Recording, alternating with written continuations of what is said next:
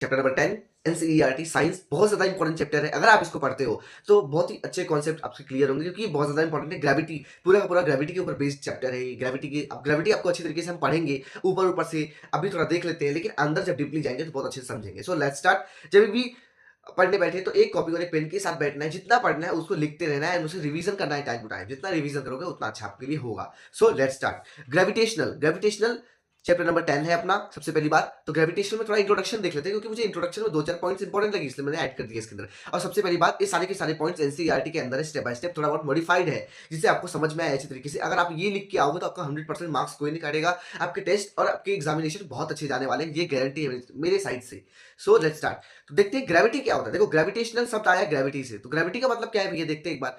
Gravity is a one of the most force in the universe. देखो, जो gravity है एक टाइप का फोर्स है। अब फोर्स का मतलब आपको पता होगा, पुश और pull of an object, that is known as force. इससे पिछले वाले चैप्टर से हमने पढ़ा फोर्स का मतलब, तो आपको आना चाहिए, ठीक है। तो ग्रेविटी क्या है, यूनिवर्स, जो हमारा यूनिवर्स है, जो हमारा ब्रह्मांड है, उसके अंदर ग्रेविटी प्रेजेंट है। ग्रेविटी फोर्स जो है बहुत ही ज्यादा कॉमन है। ग्रेविटी फोर्स हर जगह आपको देखने को मिल जाएगा पूरे ब्रह्मांड के अंदर, ठीक है। So it plays a fundamental rule not only in structure. देखो, ये प्ले करता है बहुत ही ज्यादा इंपॉर्टेंट रूल को, बहुत ज्यादा इंपॉर्टेंट रूल को। ये ना ही स्ट्रक्चर में नहीं देखने को मिलता है, पूरा का पूरा सोलर सिस्टम में देखने को मिलता है। देखो, अपना क्या है कि ये सेल्स के अंदर माइक्रो लेवल पे नहीं दिखता है।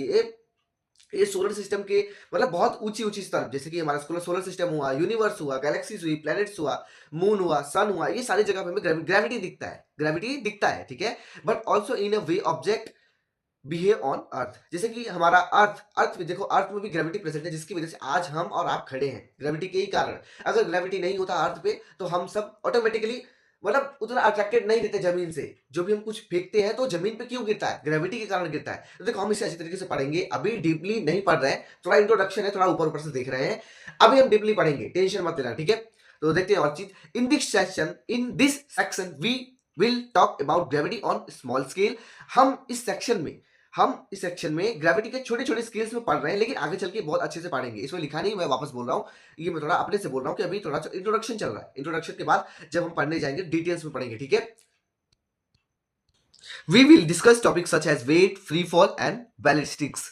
अब इसके अंदर आगे चल के हम 3 या 4 टॉपिक्स कवर करेंगे। वेट क्या होता है, फ्री फॉल क्या होता है, बैलिस्टिक्स क्या होता है। तो एक बार वापस थोड़ा सा, ग्रेविटी का मतलब हमने समझा स्मॉल स्केल के भी छोटी छोटी चीजों के लिए ग्रेविटी का मतलब समझा। ये कहाँ है और क्यों इंपॉर्टेंट है, वही हमने इसमें सीखा इंट्रोडक्शन पार्ट में, ठीक है।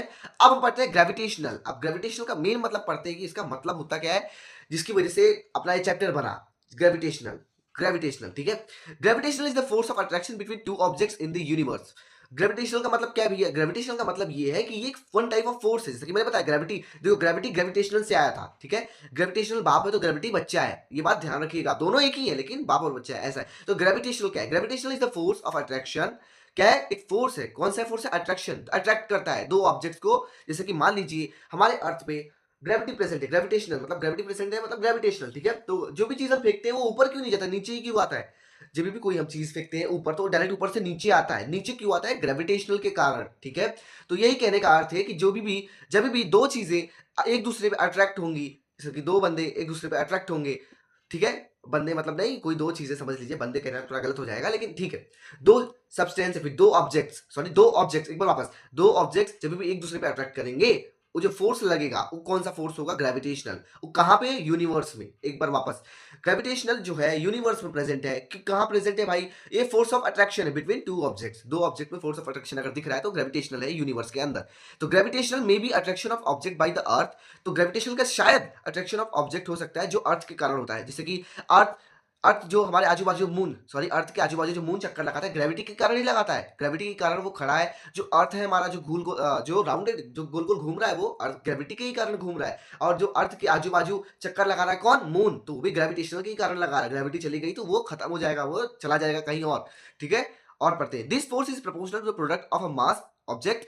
प्रपोर्शनल का मतलब क्या होता है भैया, मुझे बताइए। प्रपोर्शनल का मतलब ये चीज बढ़ेगी तो ये भी बढ़ेगा, सिंपल सी बात है, ठीक है। तो देखते हैं क्या बढ़ेगा, force is proportional to the product of a mass and object. तो कहने का अर्थ है कि अगर फोर्स, जो भी फोर्स है ना, प्रोपोर्शनल है। प्रोपोर्शनल का मतलब अगर फोर्स बढ़ेगा तो मास भी बढ़ेगा। किसका मास बढ़ेगा दोस्त, ऑब्जेक्ट का। अब मास और ऑब्जेक्ट आपको पता रहना चाहिए। मास ऑफ ऑब्जेक्ट का मतलब क्या होता है आपको पता रहना चाहिए, ठीक है। जैसे जैसे हम फोर्स लगाएंगे, क्या लगाएंगे, फोर्स लगाएंगे, तो mass of the project, mass of object बढ़ेगा। क्या बढ़ेगा? बढ़ेगा। क्या बढ़ेगा भाई? फोर्स जब जैसे जैसे बढ़ेगा वैसे वैसे मास ऑफ ऑब्जेक्ट बढ़ेगा। फोर्स घटेगा तो ये भी घटेगा। कौन घटेगा? Mass of object. आशा करता हूं आपको हर एक चीज समझ में आ रहा है। कोई डाउट हो तो कमेंट सेक्शन में पूछ सकते हो आप। ये मत सोचना कि भैया को बुरा लग जाएगा, हम कुछ गलत बोल देंगे, तो कोई दिक्कत नहीं है, आप बोल सकते हो। बस गाली थोड़ा अपशब्द मत यूज करना, बस आप बोल सकते हो कि भैया मुझे ये दिक्कत है, मुझे बताइए आप, तो जरूर बताऊंगा, ठीक है। And inversely proportional to the square of the distance between them. Inversely proportional का मतलब क्या होता है? उल्टा। मान लीजिए प्रोपोर्शनल का मतलब क्या था कि ये बढ़ेगा तो ये भी बढ़ेगा, लेकिन इसमें नहीं है। एक चीज बढ़ेगी तो दूसरी चीज घटेगी, ठीक है। मान लीजिए एक बंदा जैसे जैसे बढ़ेगा तो दूसरा बंदा उतना ही घटेगा, तो कहने का अर्थ इनवर्सली प्रोपोर्शनल का मतलब ये।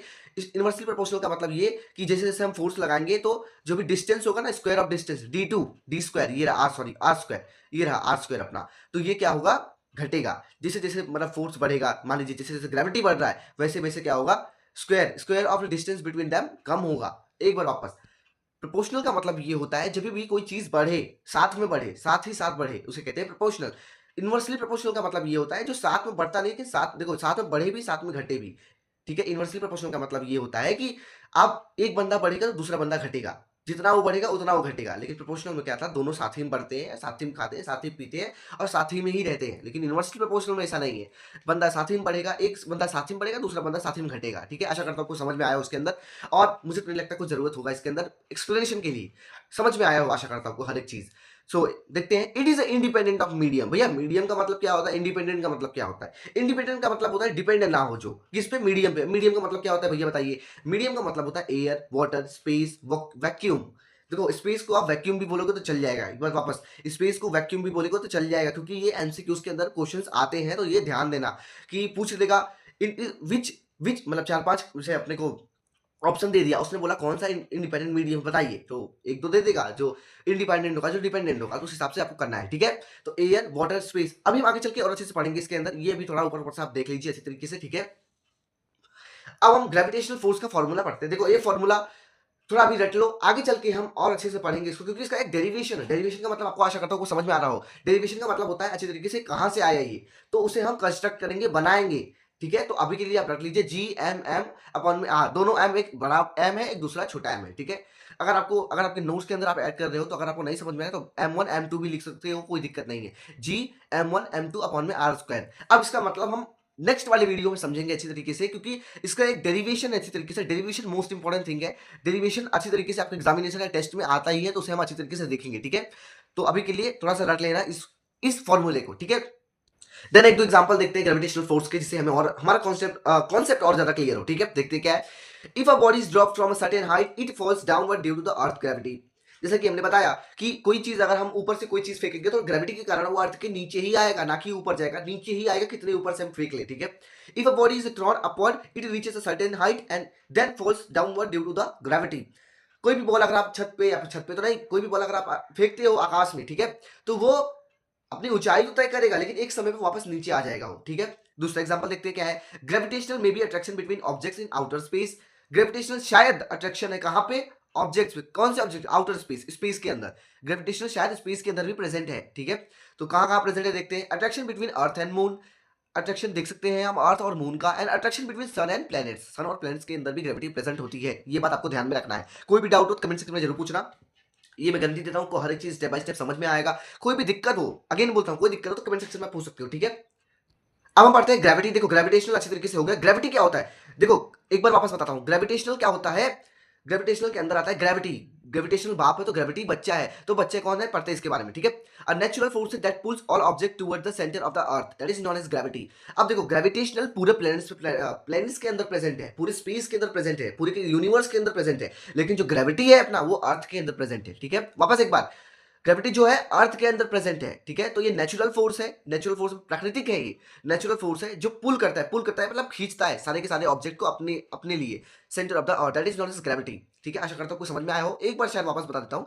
ग्रेविटी का मतलब, ग्रेविटी कहाँ प्रेजेंट है? अर्थ पे खाली प्रेजेंट है। ग्रेविटेशनल पूरे के पूरे स्पेस पे प्रेजेंट है, यूनिवर्स पे प्रेजेंट है, प्लेनेट्स पे प्रेजेंट है, लेकिन अपना जो ग्रेविटी है कहाँ प्रेजेंट है भैया? अर्थ पे खाली प्रेजेंट है, वो अर्थ पे। तो कहाँ है? Natural force that pull all object toward the centre of the earth.